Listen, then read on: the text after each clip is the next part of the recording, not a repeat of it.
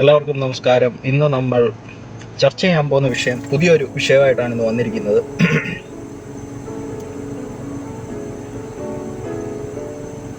ആദ്യമേ തന്നെ പറയട്ടെ, നിങ്ങൾ ആദ്യമായിട്ടാണ് ഈ ചാനൽ സന്ദർശിക്കുന്നതെങ്കിൽ തീർച്ചയായിട്ടും സബ്സ്ക്രൈബ് ചെയ്യുക. അടുത്തുള്ള ബെൽ ഐക്കൺ കൂടി ഒന്ന് അമർത്തിയേക്കുക.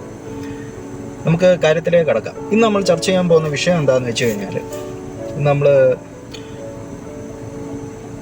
സീക്രട്ട് എന്ന് പറയുന്ന ബുക്കിൻ്റെ റിവ്യൂ ആണ് നമ്മൾ ചർച്ച ചെയ്യുന്നത്.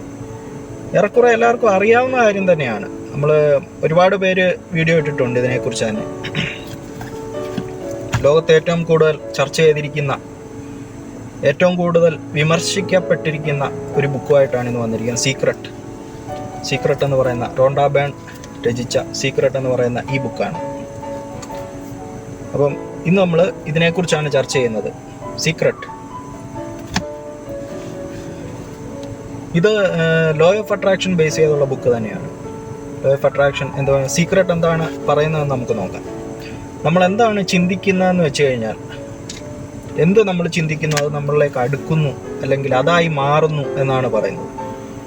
അപ്പം സാധാരണ ആൾക്കാർ ചിന്തിക്കുക അതെങ്ങനെയാണ്, നമ്മളൊരു കാര്യത്തെക്കുറിച്ച് ചിന്തിച്ചു കഴിഞ്ഞാൽ ഉടനെ അതായിട്ട് അങ്ങ് മാറും? ഇല്ല, ന്യായമായിട്ടുള്ള സംശയം തന്നെയാണ്. ഉടനെ നമ്മൾ അതായിട്ട് മാറത്തില്ല, പക്ഷേ നമ്മളിലേക്ക് അത് അടുത്തുകൊണ്ടിരിക്കുന്നു എന്നാണ് പറയുന്നത്.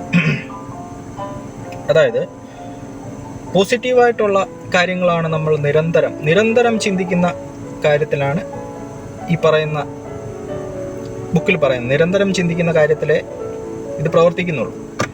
അപ്പം ഈ ബുക്ക് തുടങ്ങുന്നത് ഇങ്ങനെയാണ്. ശരിക്കും രഹസ്യം വെളിപ്പെടുത്തുന്നു, അതായത് സീക്രട്ട് റിവീൽ ചെയ്യുന്നു എന്നുള്ളത് വെച്ചിട്ടാണ് ബുക്ക് തുടങ്ങുന്നത്.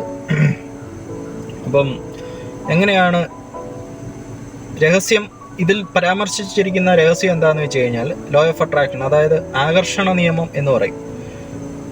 എല്ലാവർക്കും, ഏറെക്കുറെ ആൾക്കാർക്കും അറിയാവുന്ന കാര്യം തന്നെയാണ്. ഇതിനെക്കുറിച്ച് ഫിലിമൊക്കെ ഇറങ്ങിയിട്ടുണ്ട്. അപ്പം എങ്ങനെയാണ് ഇത് വർക്ക് ചെയ്യുന്നതെന്ന് വെച്ച് കഴിഞ്ഞാൽ, നമ്മൾ നിരന്തരം ചിന്തിക്കുന്ന ചിന്തകൾക്ക് നമ്മളിലൊരു എഫക്റ്റ് ഉണ്ട്. അതെങ്ങനെയാണെന്ന് വെച്ചാൽ, നമ്മൾ പോസിറ്റീവായിട്ടാണ് നമ്മൾ നിരന്തരം ചിന്തിച്ചുകൊണ്ടിരിക്കുന്നതെങ്കിൽ പോസിറ്റീവായിട്ടുള്ള കാര്യങ്ങളായിരിക്കും നമ്മുടെ ജീവിതത്തിൽ സംഭവിച്ചുകൊണ്ടിരിക്കുന്നത്. അല്ലെങ്കിൽ പോസിറ്റീവായിട്ടുള്ള ആൾക്കാരോ അല്ലെങ്കിൽ അതുമായി ബന്ധപ്പെട്ട ആൾക്കാരിലേക്ക് നമ്മൾ എത്തിപ്പെടുക, അല്ലെങ്കിൽ അവർ നമ്മളിലേക്ക് എത്തിപ്പെടുകയും കൂടുതൽ പോസിറ്റീവായിട്ടുള്ള കാര്യങ്ങളിലേക്ക് നമ്മൾ ശ്രദ്ധ കേന്ദ്രീകരിച്ച്, അല്ലെങ്കിൽ അതിനുള്ള അവസരങ്ങൾ വന്നു ചേർന്ന് നമ്മൾ വിജയത്തിലേക്ക് എത്തുന്നു. അതേസമയം തിരിച്ചാണെങ്കിലോ, നെഗറ്റീവ് ആണെങ്കിൽ അതിനനുസരിച്ചുള്ള കാര്യങ്ങളുമാണ്. അപ്പം നമ്മൾ നിരന്തരം ചിന്തിച്ചുകൊണ്ടിരിക്കുന്ന ചിന്ത നമ്മളിലേക്ക് നമ്മളതായി മാറുന്നു എന്നാണ് പറയുന്നത്. അപ്പം എങ്ങനെയാണിത് വർക്ക് ചെയ്യുന്നതെന്ന് വെച്ച് കഴിഞ്ഞാൽ, നമ്മൾ നിരന്തരം ചിന്തിച്ചുകൊണ്ടിരിക്കുന്ന പോസിറ്റീവായിട്ടുള്ള കാര്യങ്ങളാണ് ചിന്തിച്ചുകൊണ്ടിരിക്കുന്നതിൽ ആകർഷണ നിയമം അവിടെ പ്രവർത്തിക്കുന്നു. അതോടൊപ്പം തന്നെ കൂടുതൽ പോസിറ്റീവായിട്ടുള്ള ചിന്തകളിലേക്ക് നമ്മൾ എത്തിപ്പെടുന്നു. കൂടുതൽ പോസിറ്റീവായിട്ടുള്ള ചിന്തകൾ നമ്മുടെ മനസ്സിൽ വരുന്നു. നമ്മൾ സന്തോഷവാനായിട്ട് നിൽക്കുന്നു. അതേസമയം തിരിച്ചാണെങ്കിൽ ആകർഷണ നിയമമാണ് ഇവിടെ പ്രവർത്തിക്കുന്നത്.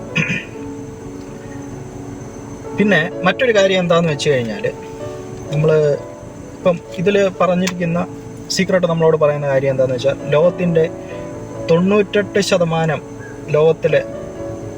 ലോകത്തിൽ ജനറേറ്റ് ചെയ്യുന്ന പണത്തിൻ്റെ 98% കൈയടക്കി വെച്ചിരിക്കുന്നത്, അല്ലെങ്കിൽ 1% ആൾക്കാർ, 1% ആൾക്കാരിലാണ് ഇത് നിൽക്കുന്നത്, ഈ 98%. ബാക്കിയുള്ള 2% മാത്രമേ ഉള്ളൂ പലരിലും, എല്ലാവരിലും. മറ്റുള്ള ആൾക്കാരെ എല്ലാം കൂടെ ചേർത്താൽ ഈ 2% വരുന്നുള്ളൂ ലോകത്ത് ജനറേറ്റ് ചെയ്യുന്ന. ഇത് മനസ്സിലാക്കാൻ കുറച്ച് നമ്മളൊന്ന് മനസ്സിരുത്തി മനസ്സിലാക്കിയാലേ ഇത് നമുക്കിത് പിടികിട്ടത്തുള്ളൂ. അതായത് ലോകത്ത് ജനറേറ്റ് ചെയ്യുന്ന പണത്തിൻ്റെ 98% കൈയടക്കി വെച്ചിരിക്കുന്ന, അല്ലെങ്കിൽ കുറേ അധികം ആൾക്കാരിലാണ് ഈ 98% നിൽക്കുന്നത്. ബാക്കിയുള്ള 1% അല്ലെങ്കിൽ 2% മാത്രമേ ഉള്ളൂ മറ്റെല്ലാവരിലും കൂടെ കൂട്ടിയെടുത്താൽ, അത് കൂട്ടി ചേർത്ത് കഴിഞ്ഞാൽ ഈ 2% ആവുന്നുള്ളൂ. അതെന്താണ് അങ്ങനെ സംഭവിച്ചതെന്ന് ആകർഷണ നിയമം പറയുന്നു. എങ്ങനെയാണെന്ന് വെച്ചാൽ, ആകർഷണ നിയമമല്ല, സീക്രട്ട് പറയുന്നു. എങ്ങനെയാണെന്ന് വെച്ച് കഴിഞ്ഞാൽ, അവരെപ്പോഴും പോസിറ്റീവായിട്ടുള്ള കാര്യങ്ങൾ മാത്രമേ ചിന്തിച്ചു വരുന്നുള്ളൂ. കൂടുതൽ പോസിറ്റീവ്, അല്ലെങ്കിൽ സമ്പൽ സമൃദ്ധി, അവരെപ്പോഴും സമ്പൽ സമൃദ്ധിയെക്കുറിച്ച് മാത്രമേ ചിന്തിച്ചിരുന്നുള്ളൂ. അങ്ങനെ നിരന്തരം അതിനെക്കുറിച്ച് മാത്രം ചിന്തിച്ച് ആകർഷണ നിയമം അവിടെ വർക്ക് ചെയ്യുന്നു. കൂടുതൽ കൂടുതൽ സമ്പൽ സമൃദ്ധി അവരിലേക്ക് എത്തപ്പെടുന്നു. ആകർഷിച്ചെടുക്കുക എന്ന് പറയും. അതിൽ അവരൊരിക്കലും പരാജയത്തെക്കുറിച്ച് ചിന്തിച്ചിരുന്നില്ല എന്നാണ് പറയുന്നത്. അതായത് ഇതിൽ പറയുന്നത് എന്താണെന്ന് വെച്ച് കഴിഞ്ഞാൽ, സീക്രട്ട് നമ്മളോട് പറയുന്നത് നമ്മളാണ് ലോകത്തിലെ ഏറ്റവും ശക്തിയേറിയ കാന്തം നമ്മളാണെന്നാണ്.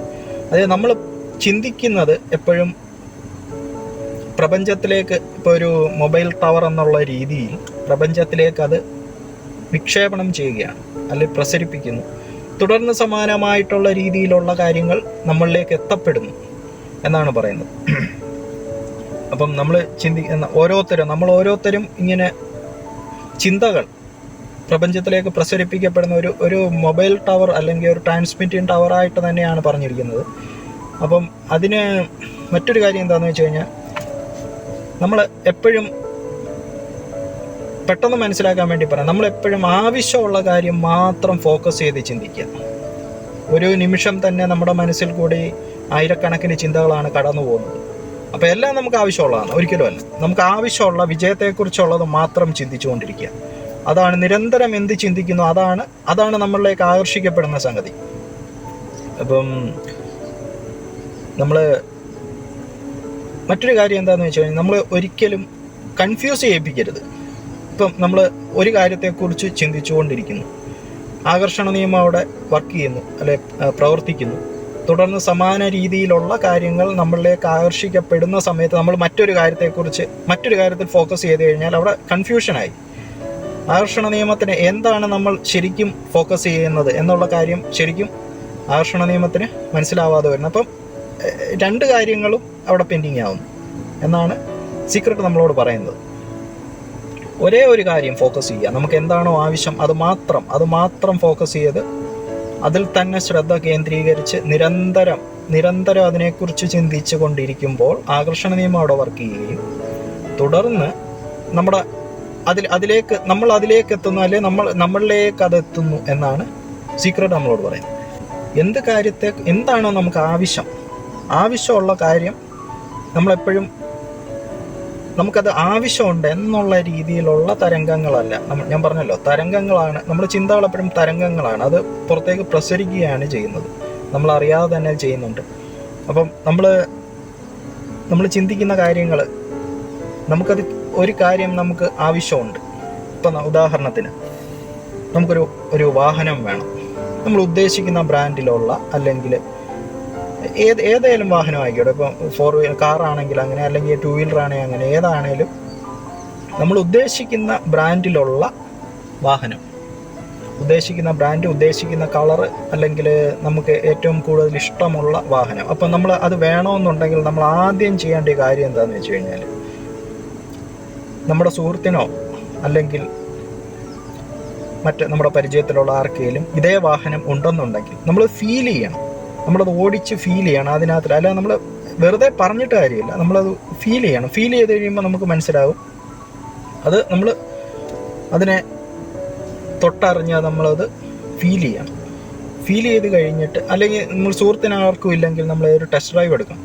ഞാൻ ഷോറൂമിൽ പോയിട്ട് അതേ വാഹനം നമ്മൾ വാങ്ങാൻ ഉദ്ദേശിക്കുന്ന, അല്ലെങ്കിൽ നമുക്ക് വേണമെന്നുള്ള ആ വാഹനം നമ്മൾ ടെസ്റ്റ് ഡ്രൈവ് ചെയ്യണം. അപ്പം എന്നിട്ട് അത് നമുക്ക് കിട്ടിയതായിട്ടാണ് നമ്മൾ വിചാരിക്കേണ്ടത്. നമ്മുടെ കയ്യിൽ ഓൾറെഡി അതുണ്ട്, അല്ലെങ്കിൽ നമുക്കത് വേണം എന്നുള്ള രീതിയിലല്ല, നമുക്കത് കിട്ടിയതായിട്ട് നമ്മളത് വിചാരിക്കണം. പിന്നെ അപ്പം അതിനനുസരിച്ചുള്ള തരംഗങ്ങളായിരിക്കും നമ്മുടെ ബ്രെയിനിൽ നിന്ന് പുറപ്പെടുന്നത്. അപ്പോൾ അതിനനുസരിച്ചുള്ള റിസൾട്ട് ആയിരിക്കും നമ്മളിലേക്ക് എത്തുന്നത് എന്നാണ് സീക്രട്ട് നമ്മളോട് പറയുന്നത്. പിന്നെ